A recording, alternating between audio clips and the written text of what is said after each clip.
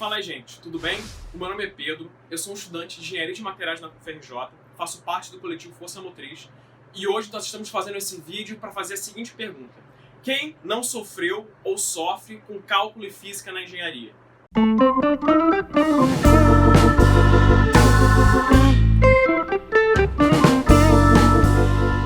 Todo mundo entra na universidade para se formar, para estudar o tema que lhe interessa, para se tornar um profissional competente que não apenas vai ter um papel importante na nossa sociedade, mas também a chance de ter melhores condições de trabalho e renda.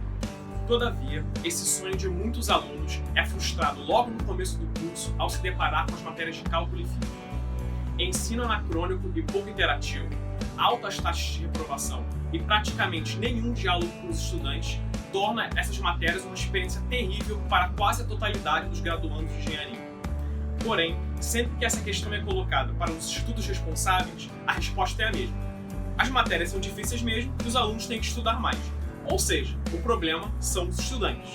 Mas por alguma vez você já estranhou essa resposta? Ora, se o problema fosse nós, o resultado todos os anos não seria o mesmo. Até porque todos os anos entram novos alunos na universidade. Porém, todos os anos a mesma coisa acontece. Taxas de reprovação acima de 60%, 70% e às vezes 80% são recorrentes, mostrando que, muito mais do que uma falta de compromisso ou estudo dos alunos, existem princípios e métodos pedagógicos por trás disso. Fora que, dizer que os problemas de ensino de uma instituição cujo objetivo é ensinar são culpa de quem aprende e não de quem ensina, parece meio estranho para mim. E para você? A resposta é tão óbvia quanto surpreendente para muitos. Trata-se de um problema de ensino. Um estudo realizado no curso de Engenharia Civil no ano de 2014 mostrou que as matérias que mais reprovam os alunos estão nos 4 primeiros períodos dos cursos.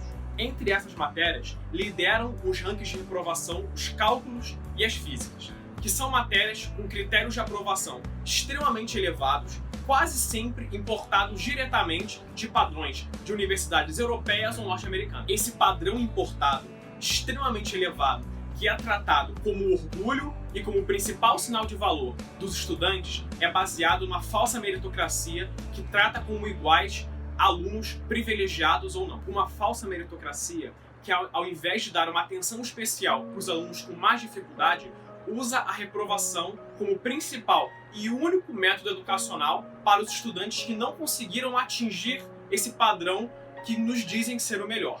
Entretanto, a coisa que mais me estranhou é que todos os anos, muito mais alunos reprovam do que passam nessas matérias. Ou seja, os alunos passam muito mais tempo reprovando do que passando. Em outras palavras, tentam nos convencer que é muito mais fácil ensinar ou aprender reprovando do que passando. Até porque uma fração minúscula dos estudantes de engenharia passam pelos seus cursos sem ter reprovado pelo menos uma vez em cálculo físico. Forçam muitos de nós a fracassar continuamente até que aqueles alunos que têm condições de passar consigam e aqueles que não conseguem, bom, problema deles, porque nenhuma alternativa é oferecida para aqueles que não conseguem se adequar a esse padrão. E pior, tentam nos convencer que a culpa é nossa quando nós não temos nenhuma influência sobre esse padrão ou método de ensino. Uma verdadeira pedagogia do fracasso. Bom, mas há quem concorde com esse ensino baseado no fracasso forçado. Quem nunca ouviu que quem reclama de cálculo e física só está atrás de um caminho mais fácil ou de uma mamata para passar? Entretanto, além da falsa meritocracia inclusa nesse argumento, essas pessoas esquecem que esse método de ensino não existe sem uma série de problemas e danos aos estudantes. Vamos ao primeiro. Saúde mental. Um estudo de 2016 mostrou que 7 a cada 10 estudantes de instituições federais no Brasil sofrem de algum tipo de dificuldade emocional ou psicológica, como ansiedade ou depressão. As estatísticas são sempre importantes, mas todos nós sabemos o que é perder noites e noites de matérias acumuladas ou ficar com gastrite e ansiedade perto de provas. Fora problemas muito mais graves como depressão e até mesmo casos de suicídio entre estudantes. O mesmo estudo de 2014, já citado anteriormente nesse vídeo, mostrou que o principal motivo de insatisfação dos alunos em relação aos seus cursos é as dificuldades nas matérias de cálculo e física, o que mostra o impacto do ensino dessas disciplinas na debilidade mental dos estudantes de engenharia. Debilidade mental essa que muitas vezes leva a danos psicológicos e até físicos permanentes e muitas vezes mortais em muitos estudantes. Será que uma pedagogia que contribui para o adoecimento de tantos estudantes tem um padrão tão alto ou maravilhoso quanto tentam nos convencer? Bom, eu acho que não, e espero que você que esteja assistindo também não. Entretanto, em 5 anos de engenharia, ninguém nunca quis saber a minha opinião. Segundo problema causado por esse método de ensino: evasão. Entre os dados presentes no estudo sobre ensino realizado no curso de Engenharia Eletrônica da UFRJ, está que a taxa média de evasão dos cursos de engenharia da UFRJ flutua entre 50%. Entretanto, essa taxa de evasão não é uniforme durante todos os cursos. Um outro estudo mais antigo, realizado no Instituto de Física da UFRJ, mostrou que a evasão dos alunos está localizada principalmente no começo dos cursos e, em geral, está diretamente associada ao desempenho deles em cálculo e física.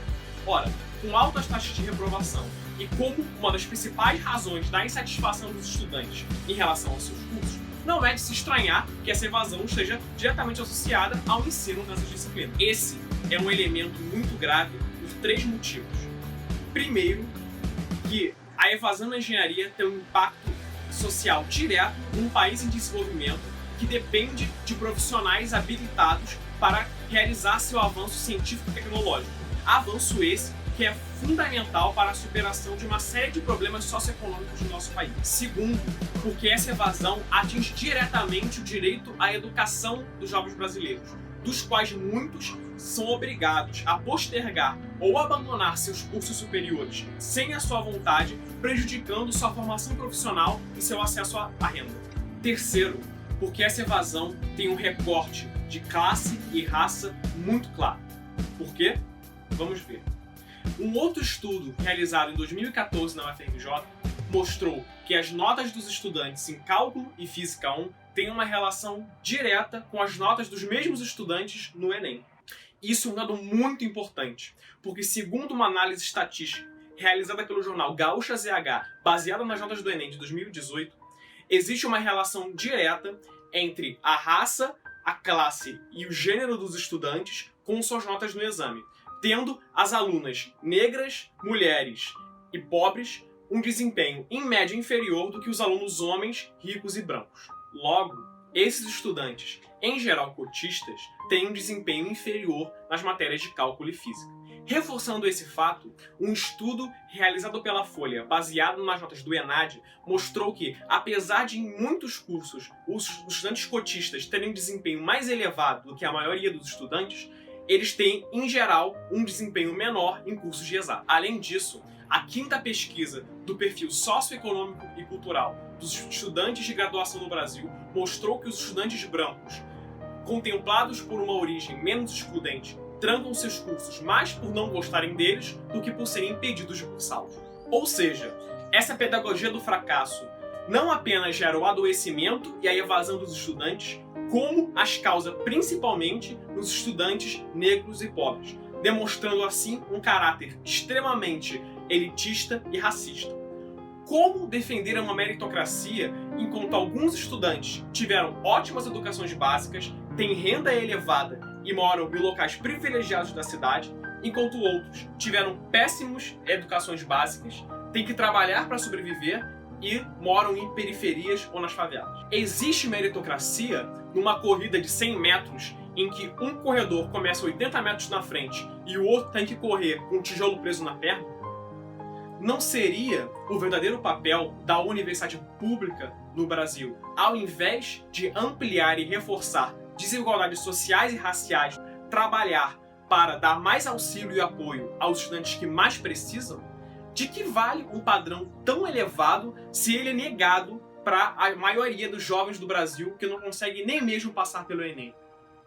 Entretanto, o ensino em cálculo e física nos cursos de engenharia vai numa cruel e desumana direção contrária. Mas é possível uma alternativa, gente. Ela só não vai acontecer se a gente continuar seguindo a nossa vida achando que isso é normal e não fazendo nada em relação a isso. Nós, alunos, precisamos reclamar, precisamos dizer que isso não é normal, dizer que isso está errado e nos organizar com nossos amigos, nossos colegas e trabalhar por alternativas. E você, que é professor ou coordenador de cálculo e física e por acaso esteja assistindo esse vídeo, eu te faço um sincero pedido. Traga seus estudantes para conversar, pensar alternativas, pensar soluções para esse problema, porque isso não é normal, isso não pode continuar dessa forma. Esse método de ensino, essa pedagogia do fracasso é cruel e leva uma série de estudantes a passar por uma experiência terrível durante a sua universidade, muitos deles tendo que abandonar seus cursos por causa disso. E aí fica uma pergunta final. De que vale todo o poder transformador da engenharia se nós não somos capazes de mudar ela mesma?